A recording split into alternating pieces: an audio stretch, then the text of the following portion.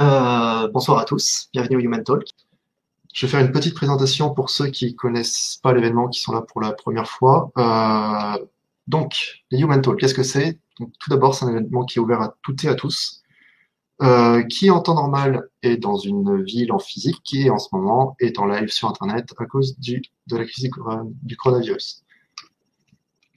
Euh, Quand c'est dans certaines villes, il y a une vingtaine de villes en France où on en trouve. Donc on en trouve à Grenoble, à Lyon, il y en a à Bordeaux, peut-être à Lille, je sais plus. Enfin voilà, il y en a plusieurs. Donc n'hésitez pas à chercher s'il y en a dans votre ville et s'il y en a pas et que vous avez envie de participer à l'aventure, vous pouvez proposer, on vous donne les moyens de l'organiser. Donc le concept derrière ça, c'est que n'importe qui peut venir pour présenter quelque chose pendant 10 minutes. La seule contrainte, c'est que ce quelque chose soit à destination des développeurs. Si ça peut intéresser un développeur, alors le talk a sa place ici. C'est tous les deuxièmes mardis du mois, donc c'est facile à retenir. On n'a encore jamais changé jusque-là. Donc là, la prochaine fois, ça sera mardi, je regarde sur le calendrier, le 12 janvier. Voilà, j'ai perdu le focus. Voilà. Donc, ce que vous allez voir ce soir, donc il y aura plusieurs talkers qui vont se suivre, qui vont faire des talks de 10 minutes, et entre chaque talk, il y aura des sessions questions-réponses. Vous pouvez utiliser le chat de Twitch pour poser vos questions. Et si vous voulez accéder aux détails des talks et aux slides qui seront pas forcément encore mis, mais qui le seront mis après, vous avez ce lien où il y aura toutes les infos. Si vous voulez nous suivre sur Twitter et être au courant des prochaines sessions, vous pouvez venir sur le hashtag, enfin sur le compte Human Talk, tout simplement. Et donc les talks de ce soir, on aura un premier talk d'Alix qui va nous expliquer comment généraliser la formation entre équipes à l'heure du télétravail, suivi d'un talk de Thibaut sur le serverless et combien ça coûte réellement. Et pour finir, c'est Nastasia qui va vous parler de l'art d'avoir toujours raison au travail. Ça sera la fin. Très bien. Donc je vais donner la main maintenant à Alix pour son premier talk. Et je vais désactiver les autres talkers. Donc à dans 10 minutes. Bonjour à tous, moi c'est Alix, je travaille chez BAM en tant que développeuse et un de mes rôles dans cette entreprise, c'est d'organiser la formation interne. Qu'est-ce que j'entends par formation interne? C'est des formations données essentiellement par des développeurs pour d'autres développeurs. Donc d'abord, pourquoi c'est important la formation interne? D'une part, ça permet le partage de connaissances entre toutes les équipes. C'est particulièrement important actuellement avec le télétravail où on n'a pas finalement d'échange informel entre les équipes. Donc ça permet de ne pas réinventer la roue entre chaque projet. Je vais pas expliquer. BAM, on fait des applications mobiles pour plusieurs clients, donc il y a plusieurs groupes, plusieurs équipes de développement. Donc ils communiquent pas forcément entre elles en dehors des formations. Ça permet aussi de former les nouveaux de l'entreprise aux méthodes de l'entreprise. Ça permet de valoriser les apprentissages de chacun, donc c'est très important pour la reconnaissance de chacun dans son métier. C'est aussi un outil de visibilité pour BAM. Pourquoi? Parce qu'une bonne formation, ça peut éventuellement être un bon talk pour un meet-up ou ça permet aussi de créer des articles. Donc ça permet de rendre l'entreprise plus visible et ça renforce aussi l'esprit d'entreprise puisque du coup on a une forme d'entraide qui se crée autour des formations. Souvent, il y a des discussions informelles qui sont créées à la suite des formations où les gens partagent, s'entraident après sur leur projet pour mettre en place les solutions présentées pendant ces formations-là. Pour organiser ces formations, j'ai rencontré plusieurs difficultés. Déjà, trouver des personnes motivées pour former, surtout en ce moment où on est tous à distance. C'est très difficile de savoir qui travaille sur quoi et qui a appris de nouvelles choses et donc est prêt à former les autres personnes dans l'entreprise. Deuxième problème, c'est générer l'attractivité. C'est un problème que j'avais déjà avant le confinement, faire en sorte que les gens soient motivés pour venir aux formations et qu'ils soient intéressés. Et donc, c'est encore plus vrai là actuellement où je peux pas faire le tour des open space en disant c'est l'heure de la formation, venez. Je peux faire des notifications, mais en fait, si les gens ne sont pas intéressés, ils ont encore moins envie de venir. Et le troisième problème, c'est rendre la formation prioritaire. Pourquoi? Parce que c'est un des premiers points qui est dépriorisé dans un agenda quand le projet va mal. C'est aussi un des premiers points qu'on va déprioriser si on doit préparer une formation. Donc ça me crée des problèmes d'annulation ou des gens qui viennent pas, etc., alors qu'ils avaient prévu de venir initialement, alors qu'ils étaient intéressés par les formations. Alors, j'ai travaillé sur plusieurs points pour améliorer tout ça. D'abord, j'ai travaillé sur l'offre. Essayer d'adresser tous les publics, donc tous les métiers. Chez BAM, on a des développeurs, mais pas que. On a aussi des designers, des coachs agiles, des commerciaux. Donc, faire en sorte que tout le monde se sente concerné par les formations. Donc, toutes les formations ne sont pas faites pour tout le monde, mais en tout cas, j'essaye de panacher entre les différentes semaines, vu qu'il y a une formation tous les vendredis et un jeudi sur 2.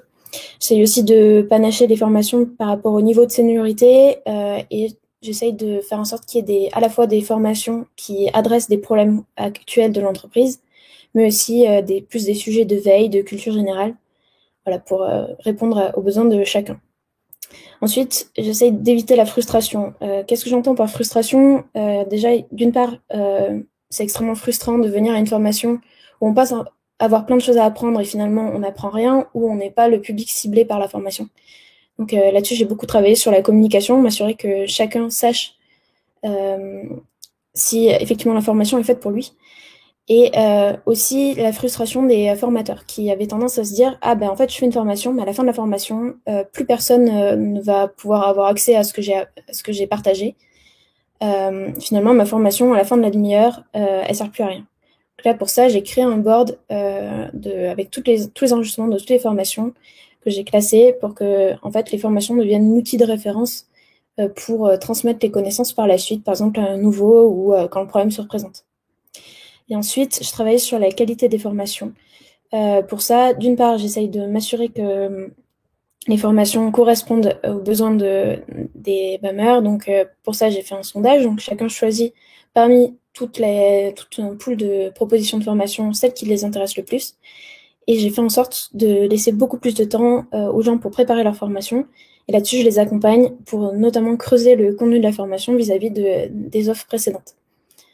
Ça me permet notamment qu'il n'y ait pas trop de redites entre diverses formations et donc rendre les formations plus intéressantes, avoir un plus gros suivi. Ensuite, j'ai beaucoup travaillé sur l'identification des tendances de l'entreprise. Donc ça, c'est surtout pour améliorer l'attractivité des formations. Donc déjà, répondre aux difficultés du moment sur les projets. Faire en sorte que ce soit souvent des experts qui parlent en formation. Pourquoi? Parce que en fait, on a plusieurs guildes, par exemple, dans l'entreprise, des gens qui vont travailler sur l'architecture du code, sur les tests, etc. Et donc, en identifiant ces experts-là, déjà, d'une part, je trouve des sujets et des futurs speakers, mais c'est aussi des sujets qui sont à la pointe de ce qui se fait actuellement. Et donc, ça intéresse forcément tout le monde sur les projets parce que, en fait, c'est des solutions clés en main qui vont être présentées pendant les formations. Et ensuite, ce que j'entends par favoriser la spontanéité, c'est faire en sorte que les formations n'aient pas un trop gros délai entre le moment où elles sont proposées et le moment où elles vont être présentées, de manière à ce que chaque formation adresse bien un problème actuel de l'entreprise. Enfin, le dernier point, c'est pour ça adresse surtout la priorisation des formations, faire en sorte que les gens considèrent que la formation, c'est un moment qu'on ne peut pas déprioriser et auquel il faut venir. Et pour ça, en fait, c'est s'assurer que chaque formation adresse des problèmes de l'entreprise et soit en ligne avec les objectifs de l'entreprise. Donc pour ça, d'une part, je me suis mis en contact avec la tactique. Je sais où trouver les objectifs de l'entreprise du moment, les standards qu'ils essayent de mettre en place et la direction qu'ils veulent voir prendre à l'entreprise. Ça permet de rendre prioritaire les formations sur les nouveaux standards. Donc, je sais pas, par exemple, actuellement, on a mis en place un nouveau système pour gérer le staffing des développeurs. Donc, la personne en charge du staffing a fait une formation pour expliquer comment on utilise cet outil, pour s'assurer que tout le monde soit bien formé et qu'elle n'ait pas besoin de répéter à tout le monde comment faire, ce qui a rendu le staffing beaucoup plus fiable et rapide à mettre en place grâce à cette formation qui a touché plus d'un tiers des BAMers.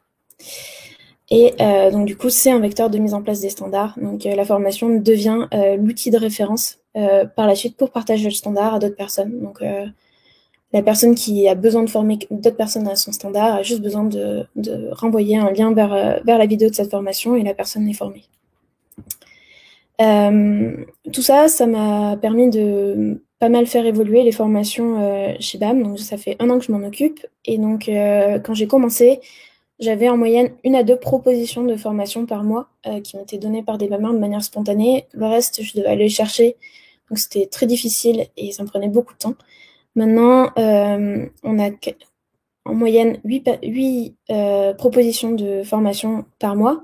Donc ça me permet d'avoir un vrai sondage pour que les gens puissent choisir des sujets qui les intéressent vraiment. Ça fait que, du coup, ça fait aussi énormément augmenter l'attractivité des formations, puisque j'ai environ 30 personnes qui viennent aux formations par semaine, sachant qu'on est 54 développeurs. Donc, c'est-à-dire que plus de la moitié des développeurs viennent en moyenne aux formations, parce qu'ils sont intéressés par les sujets, contre 15 personnes avant. Et ensuite, ça a grandement amélioré la qualité, et notamment le fait que les gens préparent effectivement leur formation. Avant, 1 fois par mois, j'avais une personne qui me disait le lundi pour le vendredi, ah ben en fait, je vais pas pouvoir présenter ma formation.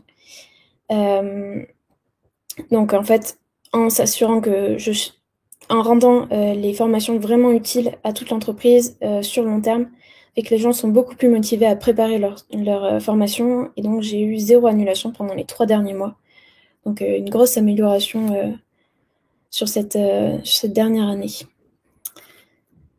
Voilà, si vous avez des questions, n'hésitez pas soit à me contacter, soit à les poser maintenant. Bien, merci. Je vais réactiver tout le monde pour les questions-réponses. Donc, vous pouvez poser des questions en chat. Donc, il y en a une qui a déjà été répondue, mais si tu veux donner un mot en plus, je l'affiche à l'écran. Spinix qui demande, c'est qui la tactique? Donc, Ouais, donc c'est exactement ça. CEO, CTO, les responsables du design, sales, tous ceux qui sont à la direction de l'entreprise qui vont décider ce qui va être les objectifs de l'entreprise pour les 6 prochains mois. donc, il y a une autre question qui est arrivée. Donc, qu'est-ce que tu as fait comme information? Donc dans les formations, ça peut être un peu tout et n'importe quoi. Ça peut être soit un nouvel outil qui a été mis en place pour utiliser, je sais pas, par exemple, pour dépenser sa prime confort, pour poser ses congés, etc. Donc ça, c'est des choses pratiques de la vie de l'entreprise, mais ça peut être aussi des sujets plus tech. Par exemple, donc chez BAM, on développe en React Native. On utilise essentiellement Jest pour pour les tests. Et donc, on va se dire, bon, bah, ok, y a quelqu'un qui a présenté comment faire une bonne stratégie de mock pour mes tests unitaires. Et donc, ça a été une des formations récentes.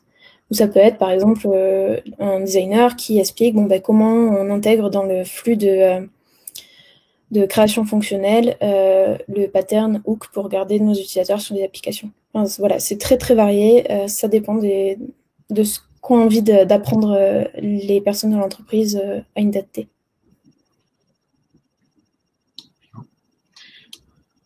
Alors, il y a une autre question, je ne sais pas si elle va s'afficher, si elle s'affiche complètement à l'écran. Ouais, alors ça, c'est ce que je fais un jeudi sur 2. On appelle ça les yokoten. En gros, toute personne qui a eu un apprentissage récent sur son projet ou qui a résolu un problème récemment sur son projet est libre de prendre un créneau un peu au shotgun, entre guillemets, et d'en parler pendant une demi-heure pour expliquer quel était le problème, comment il a résolu, quelles actions il a mis en place pour éviter que le problème se revienne. Et si jamais c'est présent sur d'autres projets, expliquer quel est le fil à suivre pour que ce problème disparaisse. Il y a encore 2 questions. Alors, une première donc, qui te demande est-ce que tu as fait des formations, est-ce que tu fais des formations sur le front? Alors, je suppose que c'est front-end. C'est-à-dire sur le front en termes. Ou sur le front. Je sais pas. Je sais pas. C'est la technologie. On va cacher la question. Du Je vois qu'il y a coup, une question, comment je fais venir les BizDev à des formations tech? ah non, c'est du troll. Justement, je Ok, sais plus les on la faire venir. cache. Ah, pardon, C'est marqué. Après, elle a répondu, c'est du troll. désolée. Non, c'est du troll, ok. Donc, guide suprême, ouais, j'essaye pas de faire venir du public qui est pas intéressé. En fait, si une formation est faite pour les techs, je cherche pas à faire venir des BizDev ou des designers. Justement, ça fait partie aussi de cibler les personnes qui doivent venir aux formations. Ça évite que des gens se retrouvent complètement largués pendant une formation alors qu'en fait, ils sont pas la cible. Par contre, je vais faire en sorte de pas avoir toujours que des formations tech ou que des formations pour les BizDev ou pour les designers, de manière à ce que régulièrement, il y ait quand même des formations pour tout le monde. Je crois qu'il y a une autre question. Pourquoi je m'occupe des formations? Ah oui. C'était au volontariat, le précédent responsable a arrêté et c'est moi qui ai repris. Donc au départ, je suis partie de ce que lui avait fait, qui était un peu en train de se casser la gueule, et puis on a recommencé.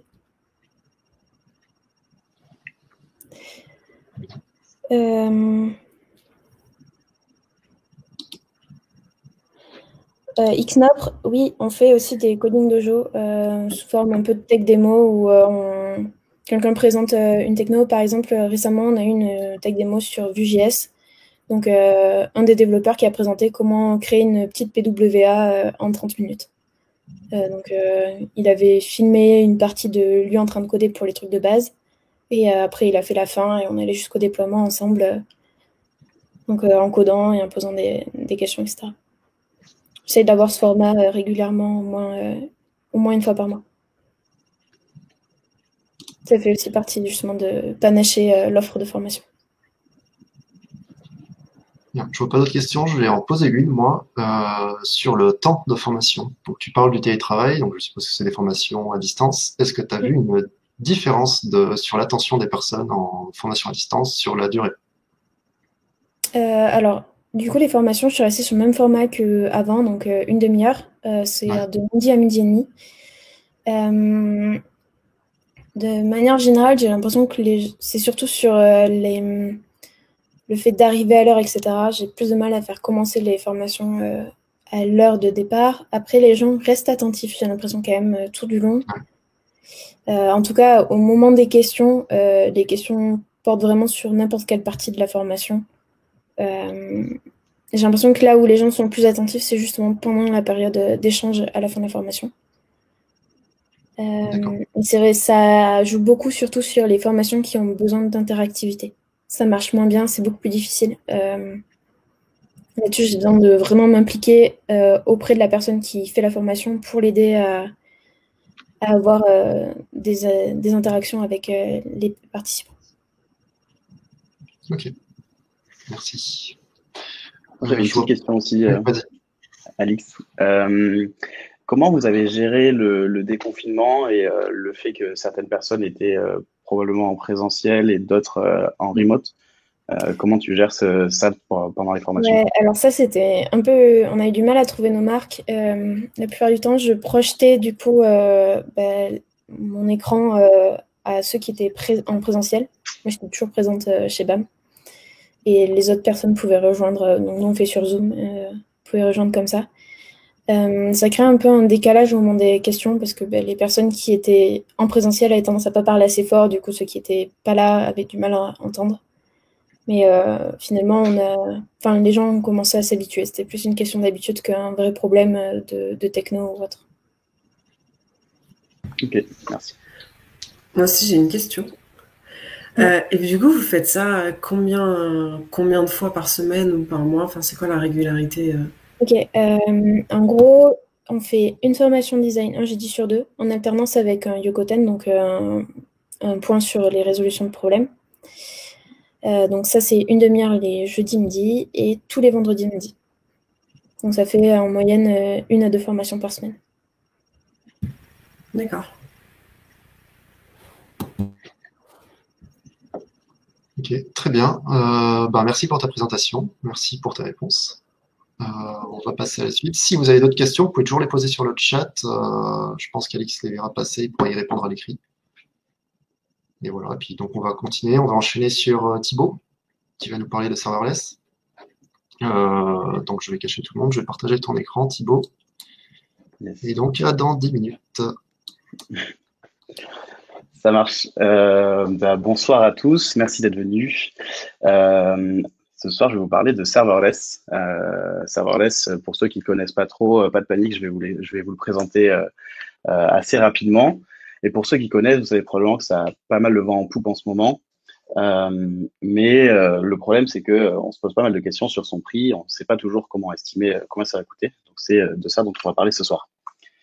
Moi, je m'appelle Thibaut, je suis tech lead chez Théodo. Théodo, c'est une petite boîte, moyenne de services en informatique. On construit des applications web principalement. Je vais vous raconter une petite histoire en fait. Je vais raconter l'histoire de Bob, qui est un entrepreneur et qui a vu la pandémie mondiale s'installer. Et Bob, il s'est dit, et si j'en profitais pour faire du business. Donc, il a décidé de créer un petit site de e-commerce, vendre des masques chirurgicaux en ligne. Il l'a appelé supermasque.com. Et Bob, comme il est un peu débrouillard, c'est un dev, il s'est dit, je vais le coder moi-même. Donc, je vais construire mon site de e-commerce moi-même je vais faire une single page app pour mon front en React, et puis je vais créer ma petite API pour gérer tout ça. Donc, il a codé from scratch. Il a créé une page produit, il a fait en sorte que ses utilisateurs puissent s'authentifier. Il a codé tout le funnel d'achat, donc le checkout, et également la gestion des commandes pour permettre aux utilisateurs de retrouver leurs commandes et de suivre leurs colis. Globalement, ça ressemble à ça. C'est une architecture assez classique. Bob, il s'est pas embêté. Il a loué chez AWS une EC2, donc un petit serveur pour faire tourner son back-end. Son back-end, il tourne sur cette EC2. Il a également loué une petite base de données pour stocker ses commandes. Et côté front, il a uploadé ses assets, donc son application React dans un bucket S3 pour le stockage statique, et il sert ses fichiers par un CloudFront. Après 2 mois de dur labeur, le site de Bob est enfin prêt à être mis en ligne. Et assez rapidement, le contexte aidant, Bob il reçoit la visite de plusieurs visiteurs sur son site, environ 50 par jour. Et il est tout content parce qu'il commence à faire de l'argent grâce à ça. Il se penche également sur sa facture AWS pour voir combien ça lui coûte d'héberger son site internet. Et il observe que globalement, ça lui coûte pas super cher. Ça lui coûte environ $20 par mois. Le gros du coût, c'est sa base de données, qui coûte assez cher, qui est une base de données du coup managée par AWS, donc il a rien à faire. Elle est gérée tout seul. Et ensuite viennent le coût de son serveur et enfin un peu à la marge le coût du CDN. Et maintenant, je vais vous présenter Alice. Alice, c'est une amie de Bob. Elle a vu que Bob, il commençait à faire de l'argent un peu avec son site, et elle s'est dit, pourquoi pas moi? Donc Alice, elle a décidé de créer une copie conforme du site de Bob pour vendre également des masques qu'elle a appelé masknow.com. Et Alice, elle a entendu parler du serverless, elle a suivi quelques tutos sur Internet. Et elle s'est dit, moi, j'ai envie de développer mon site à partir de serverless en utilisant des services cloud managés par AWS, comme Cognito, les step functions, etc., pour essayer de me faciliter la vie. Et grâce à ça, elle espère qu'elle va pouvoir le développer en moins de 2 mois et pouvoir doubler Bob. Alors, le serverless, pour ceux qui ne connaissent pas, qu'est-ce que c'est?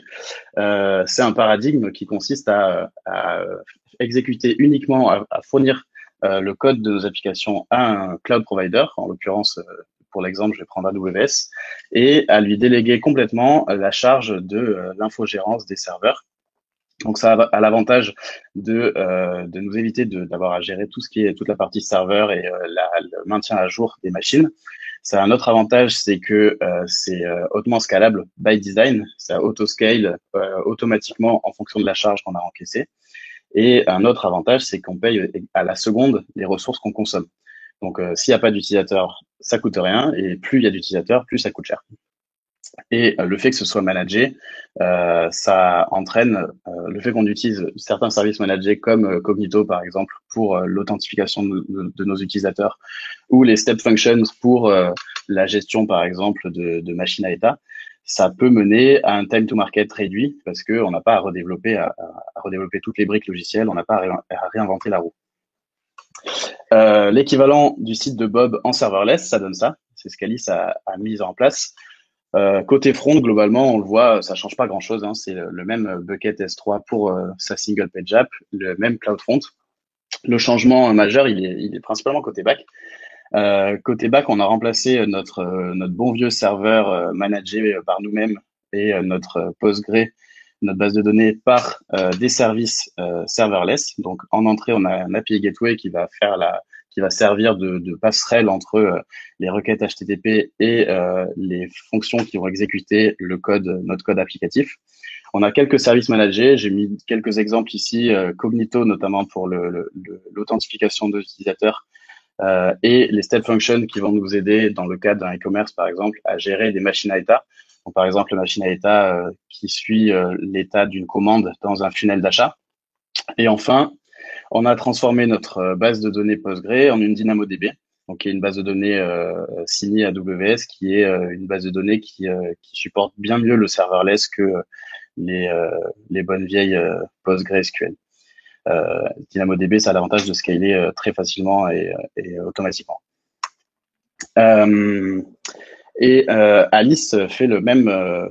Alice se demande combien elle va payer. Alors le problème de serverless, c'est que c'est très difficile de se rendre compte avant de recevoir la facture de combien on va payer, parce que vous l'avez vu, les services, il y en a plein. Ils ont tous un modèle de pricing assez complexe et c'est assez difficile de s'y retrouver. Alors pour faire face à ça, chez Théodo, avec mon collègue Xavier, on a construit un calculateur dont vous pouvez retrouver une copie ici à ce lien. Un calculateur serverless qui nous permet de calculer assez simplement et sur la base de quelques hypothèses structurantes, notamment sur l'architecture d'un projet serverless, nous permet de calculer, du moins d'estimer, les coûts d'un projet serverless. Donc là, j'ai fait le calcul pour l'exemple. J'ai pris un site de e-commerce avec un très faible trafic, le même que celui de Bob, 50 utilisateurs par jour. Et on constate que, en termes de coût, on est bien en deçà de ce que paye Bob. On est autour de 1,6 $ par mois. La plupart des services serverless à ce niveau de charge, ils sont très peu chers et on retrouve le même coût pour le CDN que ce qu'on avait chez Bob. Alors, ça, c'est un premier apprentissage à très faible trafic. Serverless, c'est pas cher et donc ça en fait un candidat idéal pour faire des POC et tester des idées assez rapidement et à moindre coût. Mais à ça, vous allez me dire, mais qu'est-ce qui se passe quand on scale? Et en l'occurrence, on scale. La pandémie faisant rage dans le monde, Bob et Alice, ils vendent de plus en plus de masques et ils sont bien obligés de s'adapter et de faire en sorte de pouvoir encaisser cette charge. Alors Bob, de son côté, il va transformer sa petite application pour la rendre un peu plus stateless et permettre l'autoscaling. Il va embaucher un DevOps et le charger de mettre en place un load balancer et un système pour autoscaler ses serveurs et également répliquer sa base de données. Ça donne quelque chose comme ça. Côté Alice, il n'y a rien à faire. Serverless, c'est scalable by design. Du coup, Alice, elle a juste à conserver son infra tel quel. Et on en vient à comparer les coûts. Là, j'ai pris un exemple sur la base de 40 000 sessions par jour.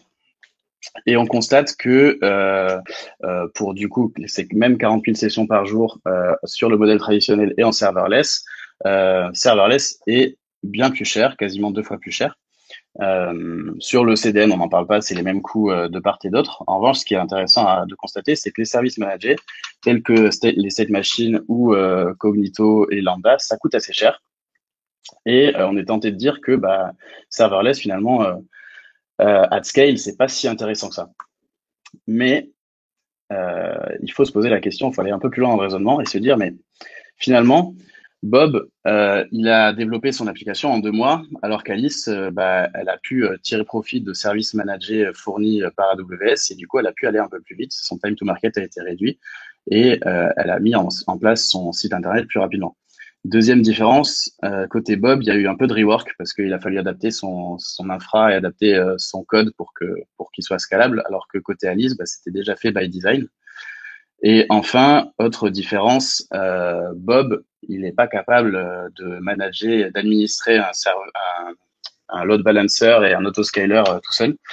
Et il doit faire de la maintenance pour maintenir ses serveurs à jour et ce genre de choses. Et du coup, il est assez rapidement, et vu la charge qu'il doit encaisser, il est obligé de prendre un DevOps pour l'aider dans cette tâche. Alors que côté Alice, c'est AWS qui se charge de tout ça.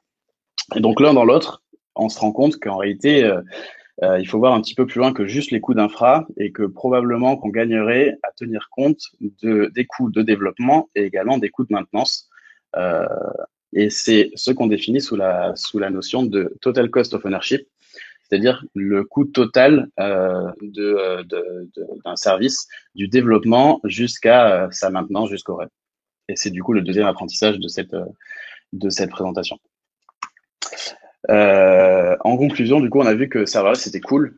Si on est à faible trafic, c'est quasiment à coup sûr moins cher que du traditionnel.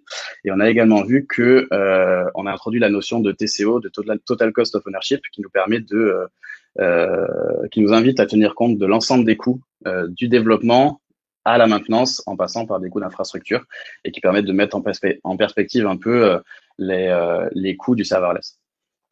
Voilà, merci de m'avoir écouté et c'est à vous pour les questions.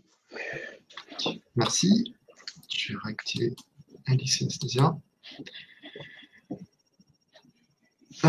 Du coup, j'ai vu passer plusieurs questions. Donc, une première de Colin qui demande si on gagne vraiment du temps en utilisant Cognito. C'est une bonne question. Là, sur mon projet actuellement, là, je bosse pour un grand groupe de médias et on fait ça, on fait le bac en serverless. Effectivement, on a mis en place Cognito. Globalement, pour l'autente, ça nous a coûté à peu près 2 semaines hommes. Donc, ça paraît assez énorme comme ça. Et effectivement, ça l'est. On s'attendait pas forcément à un coût comme ça. Et on impute ça principalement au manque de formation, parce qu'en fait on est chez un client qui a pas forcément qui connaît pas le serverless et du coup on se forme un peu sur le tas et effectivement le coût d'entrée de la techno est assez élevé et donc probablement que quand la techno sera un peu plus répandue elle sera beaucoup plus intéressante, notamment sur la première partie, les coûts de développement. Donc, j'ai envie de dire, à terme, oui, Cognito on gagnera du temps. Pour le moment, c'est pas totalement vérifié. D'accord. Donc, je vais poser les autres questions de Colin, même s'il en a beaucoup. Je ne vais pas forcément toutes les afficher. Donc, il demande, est-ce qu'au niveau, c'est un peu plus technique, est-ce que tu as les mêmes garanties de transaction sur un Postgre et sur un Dynamo? Est-ce que tu peux parler des solutions? Ouais, c'est un peu technique. Effectivement, il y a un système de transaction sur Dynamo. Globalement, comme c'est du manager, toutes les contraintes que tu mets en plus se payent. Donc, côté DynamoDB, plus tu veux garantir l'intégrité de ta data, plus tu payes cher. Et donc, en l'occurrence, DynamoDB, il me semble qu'il propose 3 modèles de robustesse de tes transactions et ça va en termes de coût du simple au quadruple.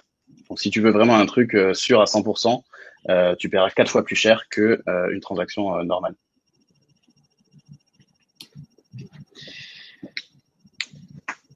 Donc je vais enchaîner sur une autre question, je vais changer de personne. Est-ce que tu peux migrer de serverless vers de l'architecture managée? Est-ce que c'est possible de le faire sans tout réécrire? Oui et non. Alors oui, en théorie, rien ne l'empêche. Par exemple, si tu as un projet en Node, tu pourras très facilement le migrer vers serverless à condition que ton code soit déjà stateless. et que que tu stockes rien, par exemple, en local sur la machine, enfin, que ton code stocke rien en local, parce que serverless, c'est éphémère. Ton code s'exécute dans des lambdas et ces lambdas sont détruites assez régulièrement. Du coup, tu perdrais de la data. Donc oui, c'est possible en théorie. En pratique, c'est assez compliqué parce que en fait, en serverless, on essaie au maximum de maintenir un code qui s'exécute sur nos lambdas, sur les fonctions, le plus petit possible, le plus léger possible. Et du coup, si tu cherches à migrer un monolithe complet dans une lambda, dans une seule et unique lambda, eh bien, tu vas te retrouver avec des temps, des temps de latence assez élevés. Et donc, c'est pas forcément ce que tu souhaites. Donc, c'est possible, mais il est quand même plus souhaitable de splitter ton code en plusieurs microservices et en fonctions un peu unitaires.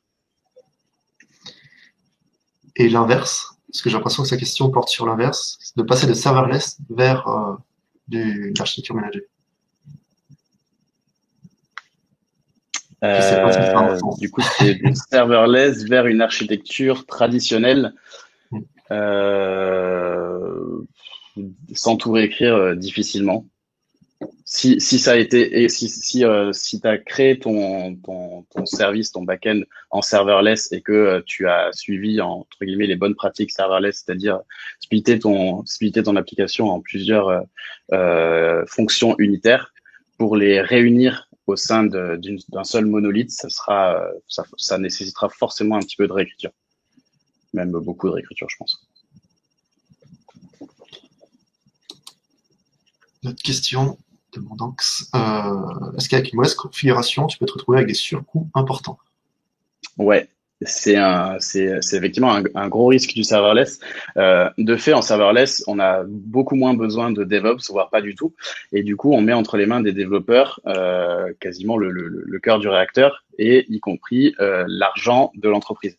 Et donc, si le code des développeurs est sous-optimal ou encore pire, il reste bloqué, par exemple, et quand une lambda s'exécute, enfin ne se termine pas, l'exécution ne se termine pas, ben, ça peut engendrer des coûts très importants.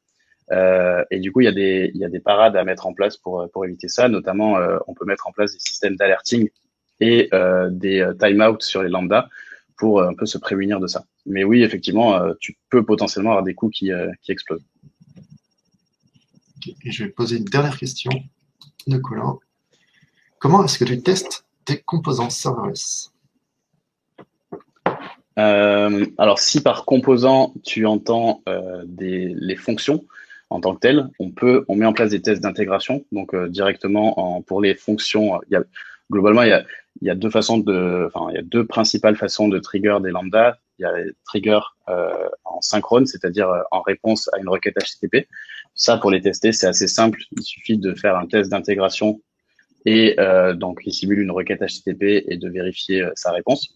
Pour tout ce qui est test unitaire du code, de notre logique métier, j'en parle pas. C'est comme sur les autres, c'est comme dans les autres paradigmes. Pour les lambdas asynchrones qui sont triggers par d'autres événements que des requêtes HTTP, ça peut être par exemple des flux de données qui viennent d'une DynamoDB, ça peut être des événements qui sont déclenchés par d'autres services AWS. Celle-ci, pour les tester, tu peux moquer les événements, tu peux simuler les événements qui vont trigger la lambda. Et donc, de la même manière, tu vas envoyer un stimuli pour déclencher le lambda et tester sa réponse. Et après, effectivement, les environnements de test sont un peu plus compliqués à mettre en œuvre. On se prend pas mal la tête là-dessus sur mon projet. C'est des choses qu'on a moins l'habitude de faire que sur les architectures traditionnelles. Et donc, comme on est moins habitué à le faire, forcément, ça prend un peu plus de temps au début. Bien, merci pour tes réponses. Merci. On va enchaîner sur le talk de Nastasia, qui est sur comment avoir tout le temps raison, ou l'art d'avoir raison plutôt. Il y a ton micro qui est mute, Nastasia, je sais, fais attention. Et j'enlève tout le monde et je mets ton écran. Dans 10 minutes.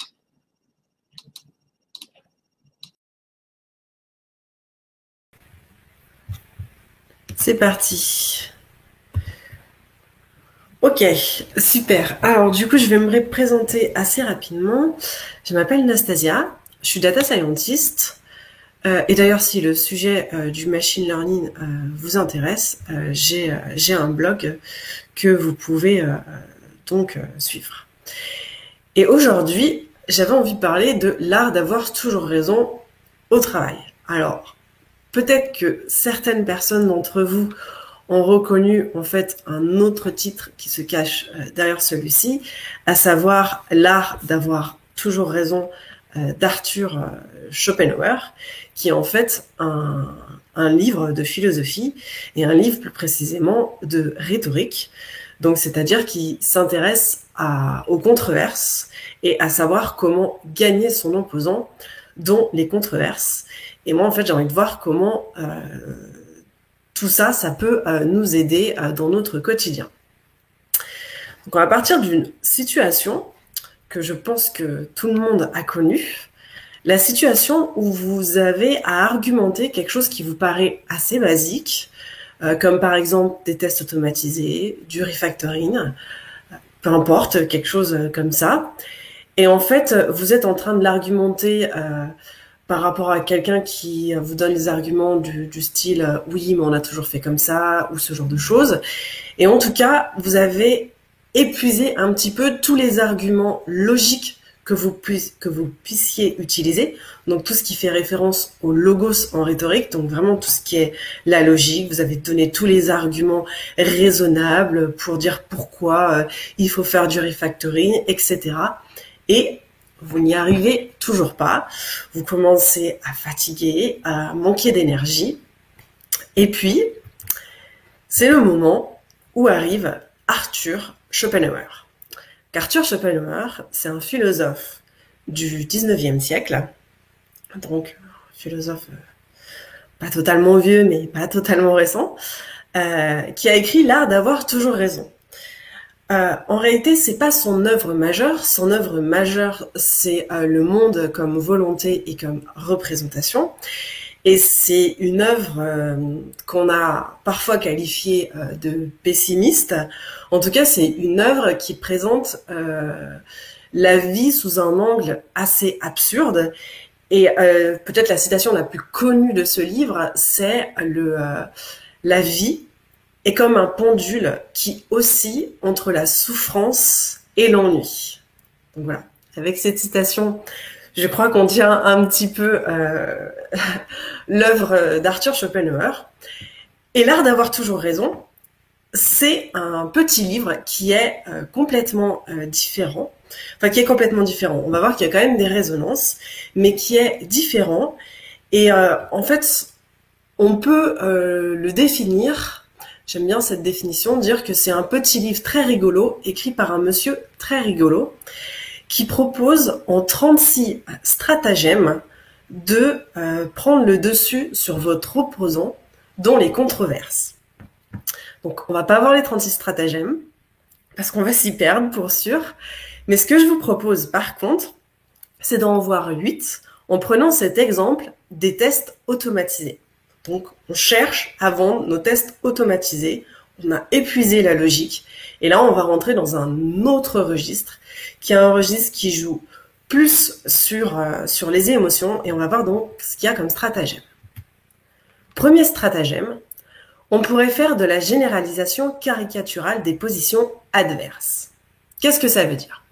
Par exemple, souvent, les gens qui ne veulent pas faire de test vont vous dire « on n'a pas le temps ». Bah là, vous pouvez répondre « ah ouais, d'accord, donc on n'a pas le temps de faire des tests, donc on n'a pas le temps de faire l'application, on n'a pas le temps de faire le projet. Oh bah c'est pas grave, hein, on le jette à la poubelle, on en fait un autre, hein, si c'est pas si important que ça, c'est pas si grave que ça ». Deuxième argument, l'argument d'autorité qu'on utilise finalement assez naturellement. Alors là, il peut y avoir plusieurs niveaux d'argument d'autorité. Le problème, c'est que si on utilise un argument d'autorité sous la forme d'une personne, on risque de perdre parce que l'autorité ne sera peut-être pas connue par la personne avec qui on est en train de controverser. Du coup, ce qu'on peut aussi essayer d'utiliser, c'est dire « oui, mais Google fait ça ». Alors là, c'est pareil. Il y a plein de personnes qui vous répondront « oui, mais on n'est pas Google ». Et dans certains cas, ils ont raison. Google est une grosse entreprise qui a des besoins dont les compagnies n'ont pas toujours besoin. Donc un argument d'autorité qui peut peut-être plus marcher, c'est de dire une étude statistique montre que 90% des projets pour lesquels ça se passe bien en production sont des projets qui testent. Troisième argument, placer la théorie de l'adversaire dans des catégories odieuses. Ça pourrait être par exemple, attends, je comprends pas, qui est-ce qui teste pas aujourd'hui? Les débutants, les gens non professionnels qui s'amusent sur un projet pour apprendre à développer ou un petit side project. Mais nous, on est des professionnels. On ne correspond pas à ça. Donc pourquoi est-ce qu'on ne testerait pas? L'usage de métaphores, choisir des métaphores favorables, ça peut être par exemple, les tests représentent la colonne vertébrale de notre application. Si nous n'avons pas de tests, comment veux-tu que notre application tienne debout? Si nos tests ne sont pas là, tout s'effondre. Cinquième argument qu'on peut utiliser, argument ad hominem. Donc là, on s'attaque un peu plus à l'opposant.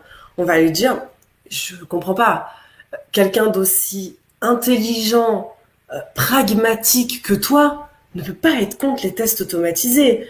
C'est complètement aberrant, ça ne te ressemble pas, ça ne correspond pas à l'idéal que tu es. Sixième argument, ça peut être persuader l'audience, pas l'opposant. En fait, c'est quand on n'arrive pas forcément à persuader l'opposant, on peut aussi essayer de persuader l'audience. Ça peut être fait de différentes manières. Par exemple, ça peut être fait en sous-marin, dans le sens où si on sait qu'on va avoir la controverse de manière très organisée, on va parler avec l'audience avant et dire voilà, je vais présenter telle idée, t'es d'accord, ok, on essaye de convaincre d'abord l'audience. Ou alors, quand on est devant le fait accompli, ce qu'on peut aussi faire, c'est user de l'humour en visant l'audience, pour faire rire l'audience et pour du coup affaiblir l'opposant. Donc, on ne gagne pas l'opposant, mais on l'affaiblit quand même un peu et en cumulant quelques arguments, quelques éléments, on peut peut-être réussir à le faire chavirer. Septième argument, interrompre et divertir. Après tout, ça dépend à qui vous êtes en train de vendre les tests automatisés. Mais si c'est par exemple un architecte qui est très haut niveau, ou je sais pas, à quelqu'un qui est plutôt business, on peut lui répondre, c'est pas ton business finalement. Et du coup, qu'est-ce qu'on peut faire? On peut lui dire, ah, tu voulais parler de tests automatisés? Non, je te propose pas qu'on en parle. Ça, les devs, ils régleront ça entre eux. Par contre, j'ai un bug qui est important en production et j'aimerais bien voir ton avis là-dessus. Donc, on interrompt, on divertit, on ne rentre pas dans le débat. Huitième argument, réclamer la victoire même si vous avez perdu. Alors, ça, je l'aime beaucoup parce qu'il est assez osé. On y va avec toute sa force. Par exemple, ce qu'on peut faire, c'est récapituler ces arguments comme des faits établis qui ont été acceptés par l'opposant, ou alors juste dire bah, c'est parfait, je suis vraiment content qu'on ait eu cette conversation, qu'on lance des tests automatisés, vraiment c'était la chose la plus raisonnable à faire.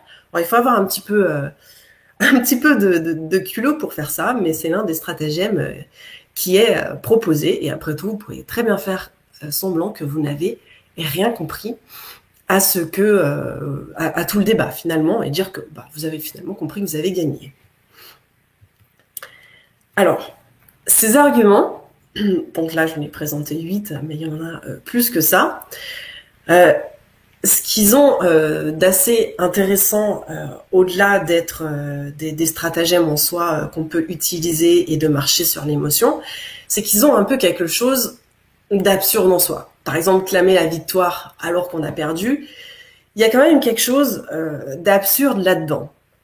Et du coup, ce que j'aime beaucoup dans cette œuvre, qui est l'art d'avoir toujours raison, et là où je pense que ça peut être intéressant pour nous, c'est dans les stratagèmes, mais aussi dans la prise de recul que ça nous permet d'avoir. C'est-à-dire que moi, quand je suis, par exemple, dans des débats houleux qui n'en finissent plus, honnêtement, je pense pas toujours aux stratagèmes, il y en a 36, j'ai du mal à les retenir. Mais par contre, ce que je me dis, c'est mais qu'est-ce que penserait Schopenhauer de cette conversation qui est en train de prendre des tournures absurdes. Et reconnaître l'absurdité de la situation, ça me permet de reprendre de l'énergie et de me relancer dans la controverse. C'est tout pour moi. Voilà. Si vous avez des questions, a priori, c'est le moment. Merci. Je vais activer tout le monde.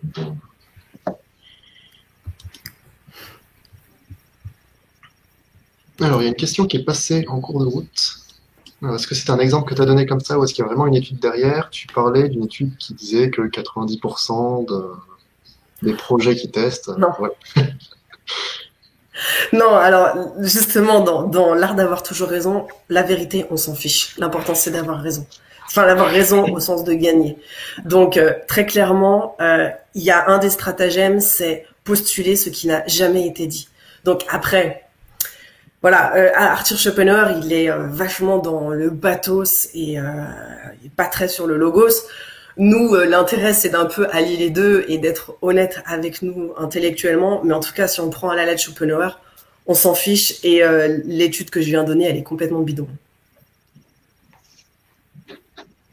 Bah, bravo. Donc, il y a Xavier qui demande est-ce que tu appliques ces points à ton quotidien?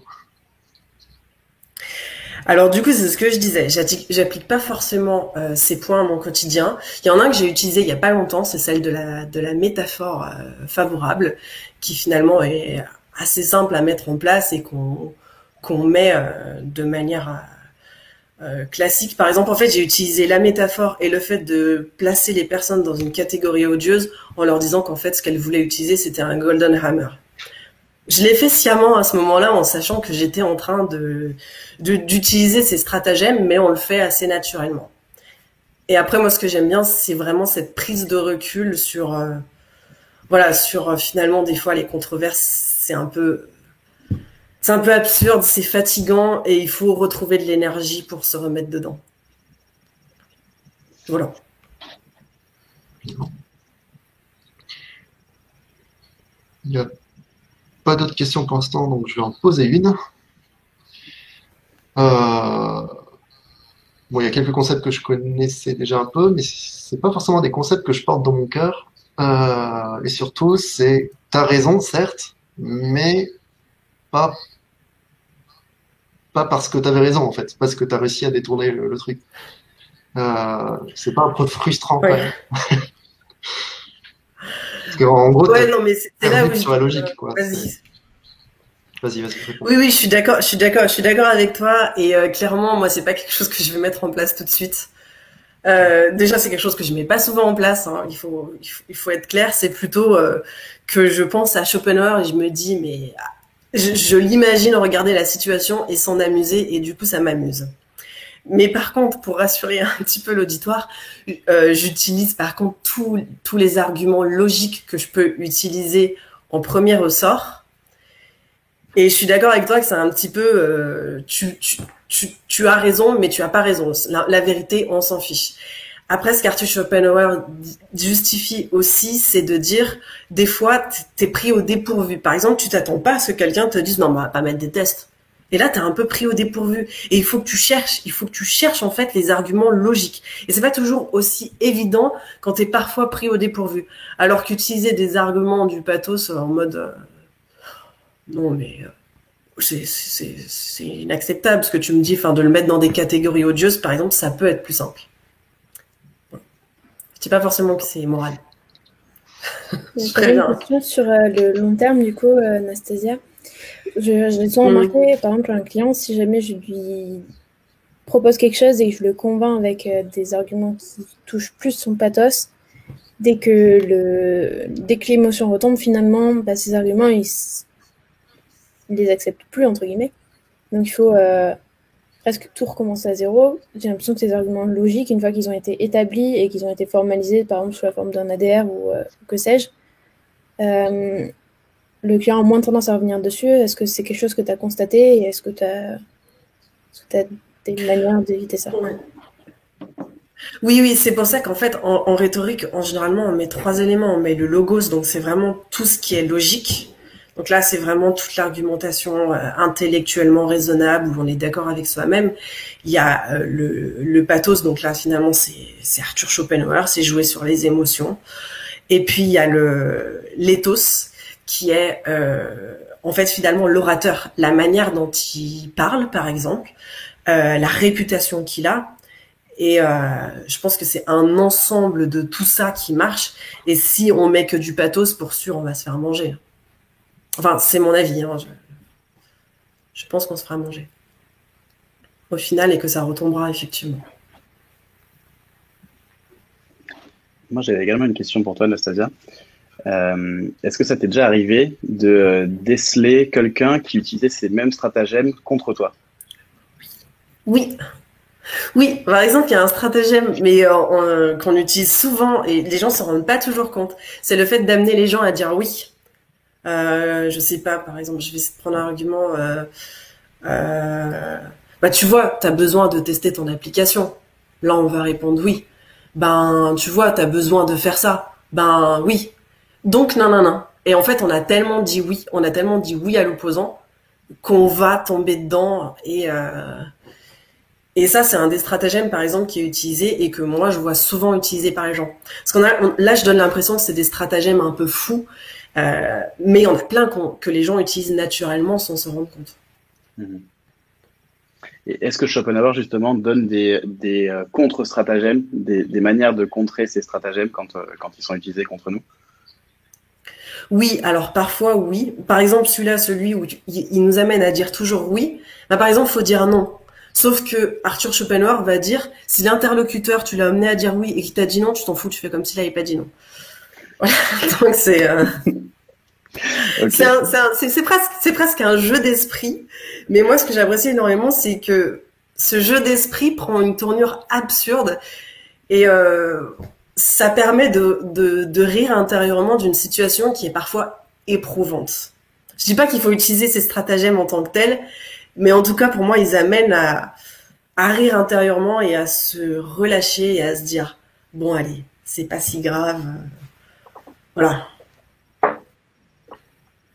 Ok. Bien. Il n'y a pas d'autres questions sur le chat. Donc on va s'arrêter là. Donc c'était le dernier talk. Je vais partager mon écran. Hop. Merci à tous d'avoir participé. Merci à vous trois pour vos talks.